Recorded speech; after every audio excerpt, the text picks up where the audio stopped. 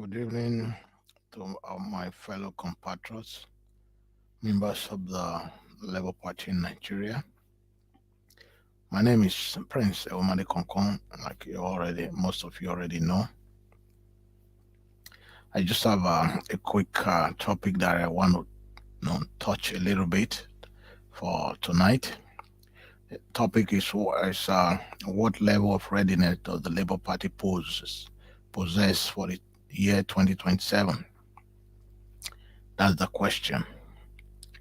Considering the fact that the Supreme Court has affirmed the stolen mandate of the Labour Party to Tinubu, the Nigerian president. Now, election, everything about the election is over. What is the way forward for 2027? How do we take the power from these people in 2027? It must start now. And how do we do that? First, we must put our house in order. As we speak, the Labour Party house is in tattered, it's in disarray. And in order for us to be able to wrestle this power with the help of the obedient movement, we must address the lingering issues. That takes me to the next line, the next subject, which is the issue of the faction in the party. Peter Obi has become a beacon of light and hope and inspiration for many Nigerians, especially the Obidati movement worldwide. And Peter Obi, as the principal and the leader of the party, as we speak as of today, should be able to address these issues. One is to call the both faction and address and see how they can harmonize both faction and bring them to be one.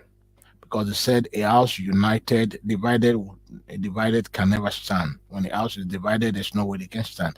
But united we stand and divided with fall.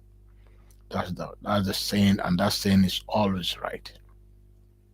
So now the most pressing issues that I really want to speak about today is the issue of the Congress.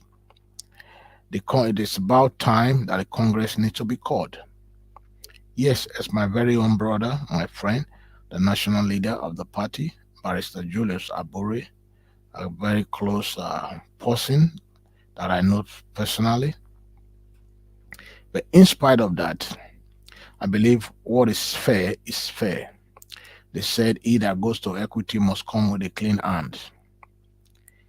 Edo State, my home state, my place of birth, will be having their governorship election next year. With the current situation on ground, there is no way the Labour Party can win Edo State. I am not a prophet of doom. I'm not a soothsayer. But I can tell, I can read between the lines. There's no way they can win the election for next year. The only way they can win is to, one, have a Congress, have a newly elected members, not the current leadership of the state that they have now. They are, with all due respect to Comrade Kelly Oboloi, with the kind of leadership they have in Edo State right now, there's no way they can win. Because what happened in the local government election will also replicate itself again in the governorship election, whereby envelope or whatever goes through the shadow of a night. At the end of the day, nobody goes with a candidate to contest. We don't want that in Edo State. We do not want that in Edo State. I've been a victim before, and I'm speaking from two angles, as a patriot and as a victim. So, Barrister Julius Abure, you must hold a Congress, elect new leaders in Edo State to run the affair of the primary and conduct, so that we can have a credible candidate, someone that the people will believe in, someone that can stand and challenge head on with every other candidate from other parties. We want to win Edo State. It will be my joy that Labour takes over Edo State governorship. Usade, number one, Osadebe Avenue. It will be my joy. And if you so also believe along that line that you will have joy, you will derive joy if Labour takes over Edo State, then you must call for Congress. The current crops of the leaders, they are free to contest during the Congress. They are free. It's a free choice. But at the end of the day, we need a Congress. That is all we need. Congress must be heard. There's no two ways about it. I know some persons are circulating or reaching out to people that Congress shouldn't be heard. It's going to divide the party. No, if you do not hold the Congress, the party will be more divided. But if you hold the Congress before the primary, the party will be more united. Whatever happens as a result of the Congress, then we cannot harmonize, come together, reason together, and make a formidable house. In absence of this, my dear brother Barrister Julius, comrade, my dear brother Barrister Julius Aburi, it will be unfair for me to start speaking out against you as a friend. Yes, but you need to do the right thing. The right thing must be done. The right thing must be done. It doesn't matter. Even if you were my father, I would tell you the same thing. You were my own brother, family, I would tell you the same thing. We need a Congress. With what happened in the local government election, that the state chairman was, angry at someone from Eastern from going out to campaign with the aspirant who spend their money, their hard-earned money. That's unacceptable. That was the line crossed for me, because I've been a bit of a victim before. Even though I was close to those in power, they never tell me, oh, don't worry, don't waste your money. Come with the Shomole is not going to allow free and fair. But all I was told was everybody should go to the field. It's going to be a level playing field. I wasted my money. So I've been a victim.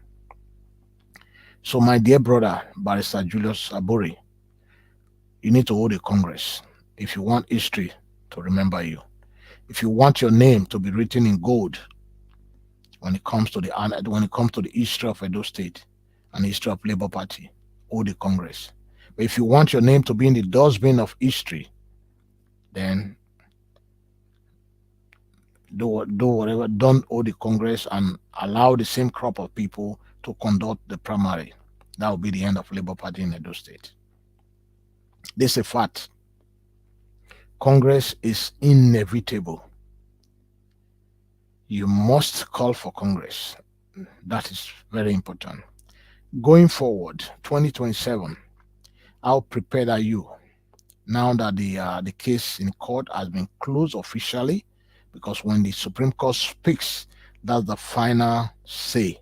No man, no woman can change anything. No, there's nothing, no miracle. So now we need to prepare for 2027. The battle ahead is very rough. The road ahead is rough. But God Almighty can make it plain for our sake. All the ills or the more ill can be brought low for our sake. How prepared are you?